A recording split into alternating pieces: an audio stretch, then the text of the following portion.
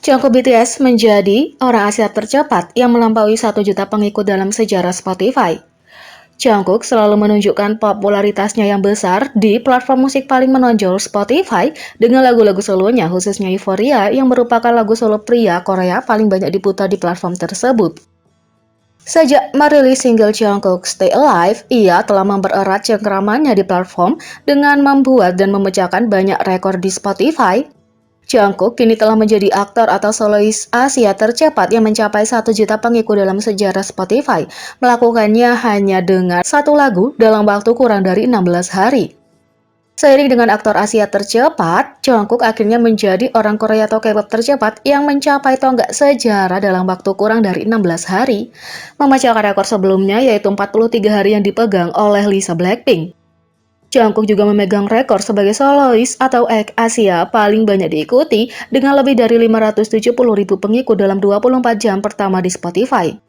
Hashtag Jungkook 1 million Spotify juga menjadi trending di Twitter karena penggemar tidak bisa tidak bangga dengan fakta bahwa Jungkook mencapai tonggak utama hanya dengan satu lagu dan itu juga merupakan OST webtoon yang tidak dipromosikan.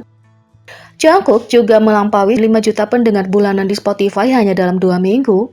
Anggota BTS Jungkook telah mencapai tonggak utama di Spotify. Dalam pembaruan harian Spotify baru-baru ini, Jungkook telah mengumpulkan lebih dari 5 juta pendengar bulanan hanya dalam 2 minggu dengan Stay Alive, soundtrack asli yang sangat dinanti dari webtoon grup Seven Feet Chaco. Dengan ini, Jungkook telah menjadi solois pria K-pop tercepat yang mencapai kedua pencapaian tersebut di platform itu. Selain itu, OST Jungkook Stay Alive kini telah menghabiskan 2 minggu di chart nomor 1 di chart K-pop global Spotify. Tak hanya itu, Jungkook juga menyebabkan lonjakan pencarian Google untuk restoran ayam goreng pedas di Seoul. Sekitar pukul 11 pagi KST, pada tanggal 27 Februari, Jungkook melalui Instagramnya meminta rekomendasi tempat yang bagus untuk Dak-galbi. Kalau kamu tidak tahu, Dak-galbi atau ayam tumis pedas adalah hidangan Korea populer yang dibuat dengan menggoreng ayam potong dadu yang direndam dengan saus berbasis gochujang dengan ubi jalar, kubis, daun perila, daun bawang, tok, dan bahan lainnya. Dalam beberapa menit setelah memposting ini di story Instagramnya, pencarian untuk Dak-galbi dan Dak-galbi Seoul meroket di seluruh dunia. Dari tidak ada yang mencari istilah menjadi trending di Google Trends. Dampak Jungkook memang luar biasa.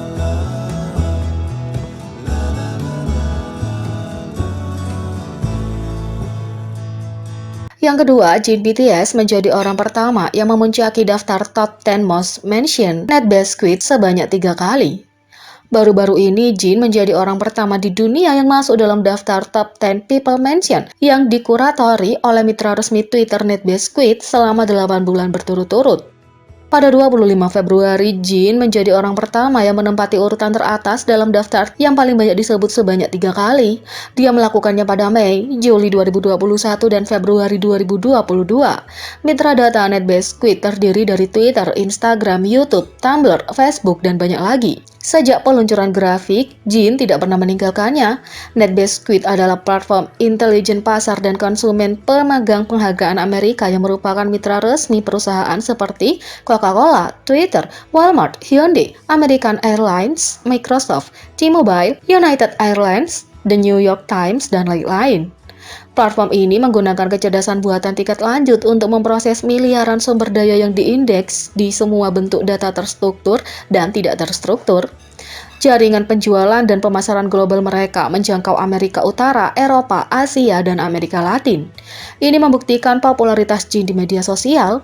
Pada bulan Desember 2021, Jin menduduki puncak peringkat merek untuk idol pria karena kesuksesan luar biasa dari karya solonya Yours dan Super Tuna. Sampai hari ini, Jin terus-menerus disebut-sebut di TV Korea dengan lagu-lagunya yang ditampilkan di berbagai acara populer. Selain itu, Yours oleh Jin menjadi lagu K-pop pertama yang mencapai all kill di chart musik Jepang. Yours oleh Jin menjadi OST Korea pertama yang dirilis sebagai audio high resolution di Jepang pada tanggal 9 Februari. Itu menjadi tersedia secara resmi untuk penggemar. Versi Yours yang lebih detail ditampilkan keindahan dunia lain dan profesionalisme tinggi dari vokal Jin. Seorang DJ Jepang yang terkenal, Masayuki Furuya, melakukan review dari versi high resolution dan tercengang dengan kekuatan bakat Jin. Masayuki Furuya, DJ radio dan MC acara bintang K-pop, memberikan ulasannya tentang pada hari pertama perilisannya, Yours versi HR. mencapai all kill di beberapa platform musik digital HR terbesar Jepang. Ini adalah chart nomor 1 di Ionkyo Digital Single Chart dan World Single Chart, nomor 1 di Mora Chart, dan nomor 1 di Rikokoku Chart. Ini terjadi untuk pertama kalinya untuk setiap lagu K-pop yang dirilis dengan resolusi tinggi. Yours oleh Jin berada di peringkat 1 di platform musik digital resolusi tinggi terbesar di Jepang yang mendapatkan all kill untuk versi resolusi tinggi yang dirilis kemarin. Selamat, Jin! Selain itu, Jin terus mencapai sukses besar di Jepang sebagai musisi. Dia mencapai tonggak sejarah yang tidak pernah dicapai artis K-pop lain sebelumnya di negara ini. Yours juga tetap menjadi nomor 1 di chart film, TV, and stage Shazam selama lebih dari 100 hari. Yours oleh Jin adalah rekor yang dirilis pada 7 November. Jin menjadi anggota BTS pertama yang diundang oleh proyek solo musik tanpa melibatkan agensi. Jin telah memecahkan rekor lain dengan memuncaki chart film, TV, and stage Shazam selama lebih dari 100 hari sejak dirilis. Itu tetap nomor 1 di daftar tersebut tanpa melewatkan 1 hari pun. Jin adalah artis K-pop pertama yang melakukannya.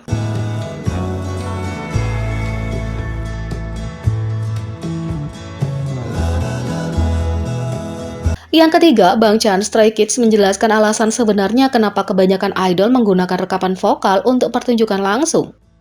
Bang Chan Stray Kids telah mendapatkan pujian dari netizen karena cara bijaksananya menjelaskan alasan kenapa idola K-pop sering menggunakan vokal yang direkam sebelumnya di panggung live mereka. Dalam salah satu live streaming regulernya, seorang penggemar memintanya untuk memberikan contoh prarekaman. Bang Chan menjelaskan bahwa ada 2 jenis prarekaman yang berbeda. Satu dibuat di atas panggung dan satu lagi dibuat di studio yang dibuat agar terdengar seperti di atas panggung. Kemudian dia melanjutkan untuk menjelaskan alasan kenapa para idola menggunakan vokal yang direkam sebelumnya, dengan mengatakan bahwa secara sederhana para idola harus bernyanyi setiap hari, tapi itu bukan hanya bernyanyi. Idola harus bangun pagi-pagi sekali dan menjalani segala macam jadwal terlebih dahulu, seperti wawancara sebelum mereka benar-benar naik ke atas panggung. Tapi itu jauh di akhir hari bagi mereka. Setelah sebuah panggung, mereka masih memiliki jadwal yang harus diselesaikan. Jadi kebanyakan idola cenderung tidur sangat larut hingga untuk bangun pagi-pagi keesokan harinya dan memulai siklus lagi. Seperti yang dikatakan Bang Chan, siklus aktivitas tanpa henti yang intens ini seringkali dapat mempengaruhi suara idola. Oleh karena itu dapat dimengerti kenapa prarekaman diperlukan, karena terkadang kondisi suara seseorang idola tidak memungkinkan mereka untuk bernyanyi secara live setelah jadwal yang padat. Bang Chan juga melanjutkan untuk membuat poin bagus tentang bagaimana ini juga berarti bahwa idola benar-benar pantas dihormati, karena fakta bahwa mereka debut di tempat pertama sudah membuktikan kalau mereka punya keterampilan menyanyi secara langsung. Menggunakan vokal yang direkam sebelumnya tidak berarti apa-apa tentang bakat idola seperti yang dikatakan bahwa mereka berada di bawah banyak tekanan. Bang Chan bahkan mengklaim kalau suaranya sendiri tidak dalam kondisi yang baik hari itu yang menyebabkan rekaman yang mengecewakan baginya. Dan itulah pada akhirnya kenapa prarekaman diperlukan. Mereka membantu meringankan banyak tekanan pada suara para idola yang disebabkan oleh jadwal mereka yang padat.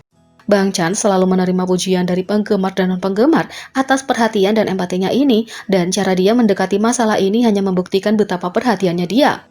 Meskipun selalu menyenangkan mendengar idola benar-benar menunjukkan apa yang dapat mereka lakukan dengan vokal langsung, Bang Chan benar-benar ikut menekankan bahwa penggunaan vokal yang direkam sebelumnya tidak mempengaruhi bakat atau keterampilan idola.